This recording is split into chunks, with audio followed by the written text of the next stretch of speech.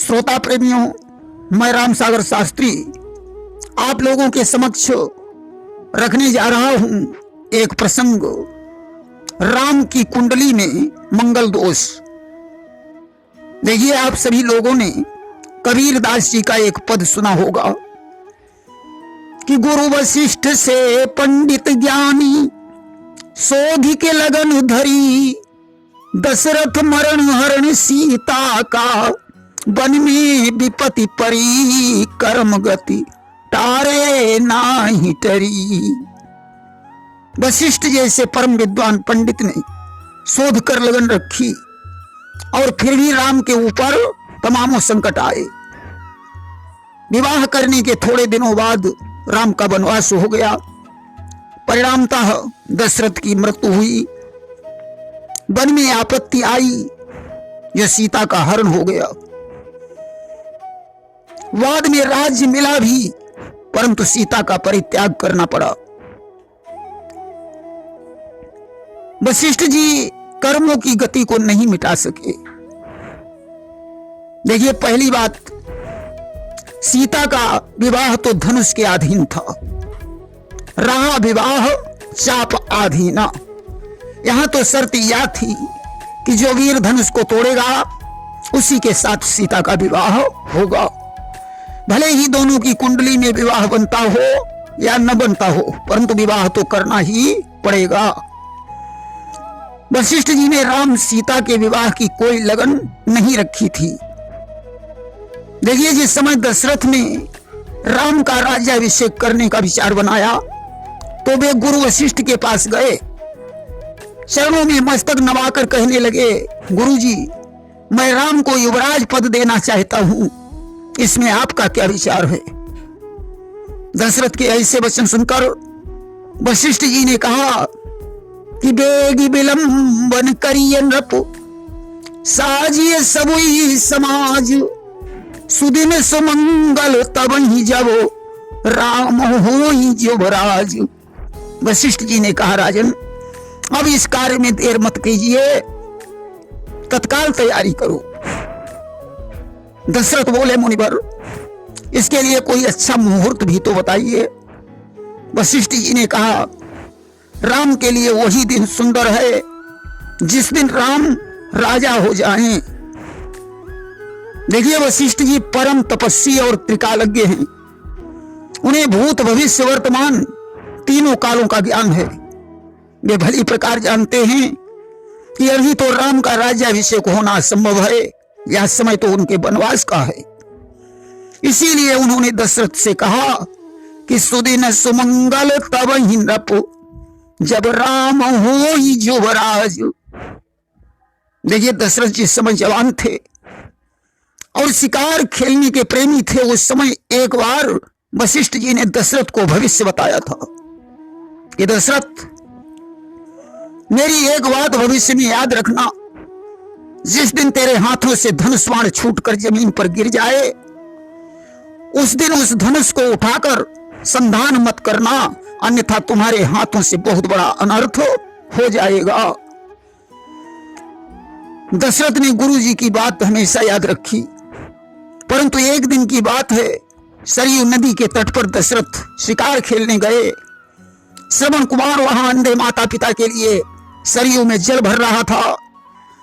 दशरथ ने हिरण समझकर शब्दवेदी बाण धनुष पर रखा, संधान करने का विचार बनाया।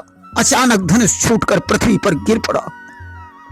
दशरथ को गुरुजी की बात याद आ गई, परंतु उन्होंने फिर भी बाण का संधान कर दिया। श्रवण का कातर शब्द सुनकर दशरथ वहां पहुंचे। श्रवण ने कहा, राजन, मेरे माता पिता प्यासे हैं, उन्हें जल पिला देना और मेरे सीने से बाण बाहर निकाल दीजिए। बाण निकालते ही श्रवण की मृत्यु हो गई। दशरथ जल लेकर अंधी अंधों के पास गए, परंतु उन दोनों ने दशरथ को श्राप देकर शरीर छोड़ दिया। तीन लाशों को देखकर दशरथ ने दुखी होकर आत्मघात करने का विचार किया। उस समय भगवान विष्णु ने आकाशवाणी में कहा, दशरथ, अभी तुम्हारी मृत्यु नहीं है, अभी तुम्हारे 3 विवाह होंगे, जब राम वन को जाएंगे तब तुम्हारी मृत्यु होगी। तब तक इनकी अंतिम क्रिया करने के पश्चात अयोध्या का राज सुख भोगो।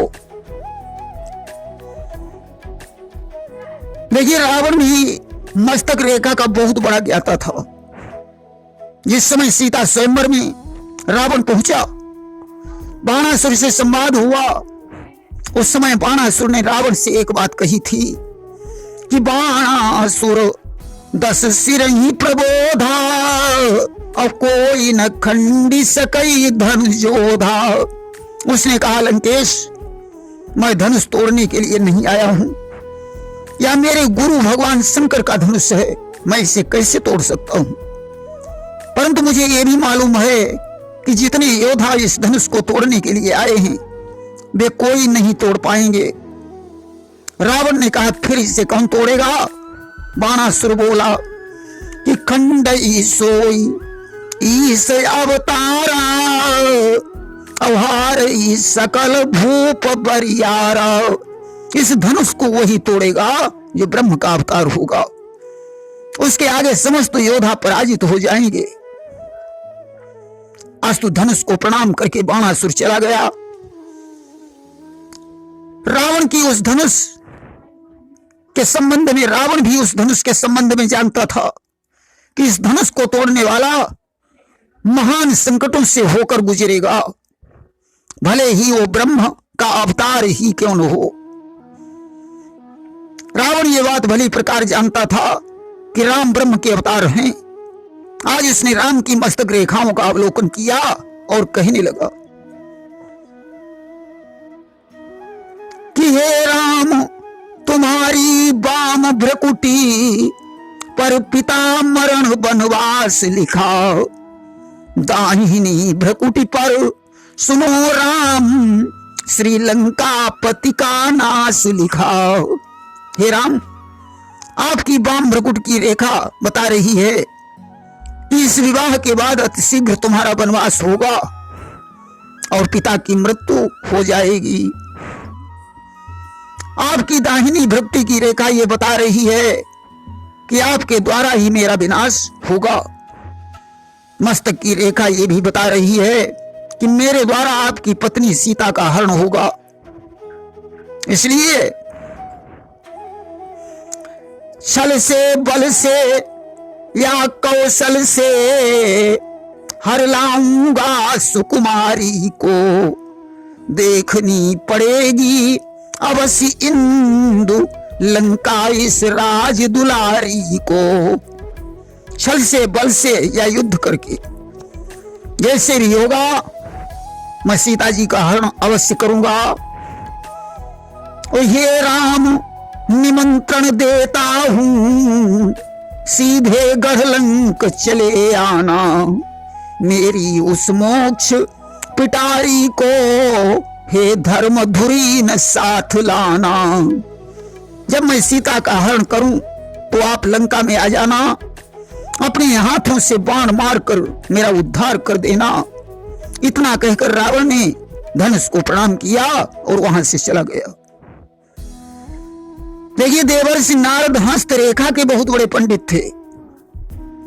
जिस समय विश्व मोहिनी का हाथ देखा तो हाथ में लिखा था कि जो यही बरई अमर सो होई, जो इस कन्या का वर्ण करेगा वह अमर होगा। परंतु नारद जी ने यह समझा कि जो इस कन्या के साथ विवाह कर लेगा वह अमर हो जाएगा। इसीलिए विष्णु से सुंदर रूप मांगा था।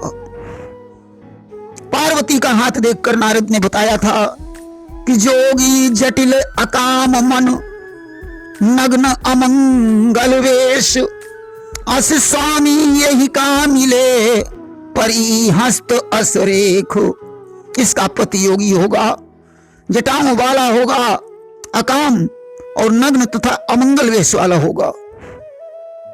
देखिए, ज्योतिष के प्रकांड विद्वान वराह मिहिर ने कहा है कि बच्चे की रचना ग्रहों के प्रभाव से होती है और जन्म से मृत्यु तक ग्रहों के चक्रव्यूह में फंसा रहता है।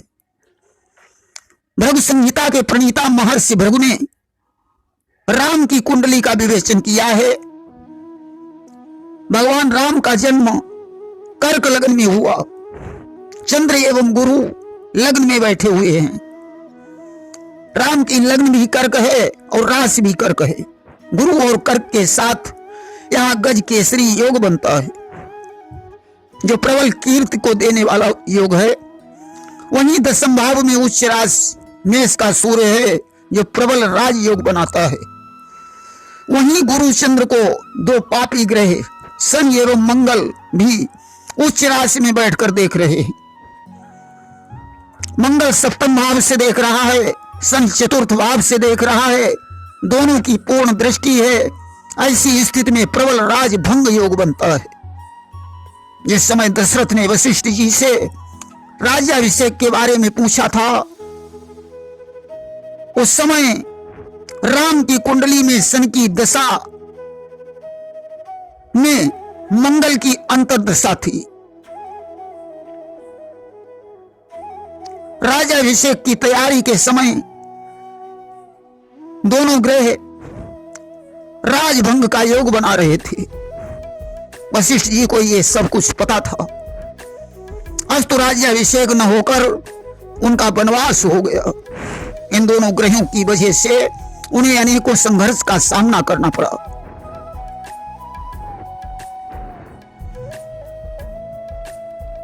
देखिए, राम की कुंडली में चतुर्थ घर में शनिदेव विद्यमान है।